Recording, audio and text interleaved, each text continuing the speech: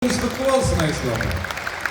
Нұрған Өнербаев, қошеметтеріңіз ыстық ықыластарыңыз болсын. Дәу рахмет аға. Айсұлу ханымның ғұмыры халықтың көз алдында өріс алған өмірдің поэзиясы. Қаратөбенің Қоскөлінен мектеп бітірген бойжеткен, Алматы қаласындағы Қазақ педагогикалық институтының филология факультетіне оқуға түседі. Сол 70-ші жылдардан бастап шығармашылықтан бөлек қоғамда да белсенді әрекетімен таныла бастайды.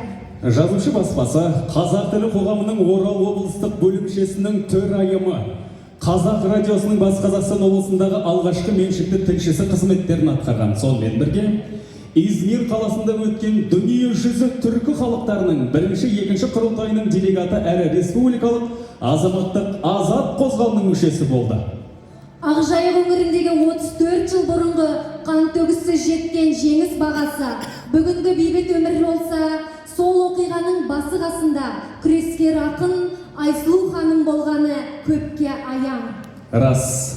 Айсұлу ханымның қазақтың өміріне қатысты ірілігіне қатысты азаматтығының бірегейі ол облыстың бас радиосында тілші ретінде жазушы, баспа, оқырман хабарын жүргізіп, қоғамдық әлеуметтік мәселелерге әсер етуі.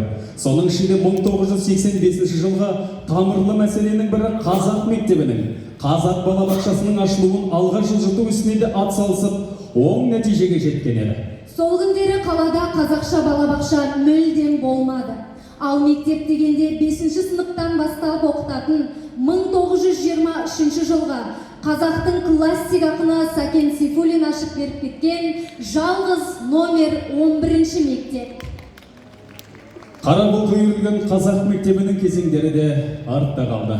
Өйткені 64 жылдан соң сол ауыл балаларын оқытатын қазақ мектеп интернаты жанынан 18 баламен тұңғыш қазақ сыныбы ашылды. Орал қаласындағы бүгінгі 50-дің үстіндегі мектепте оқып жатырған балалардың бастаушысы сол 18 бала.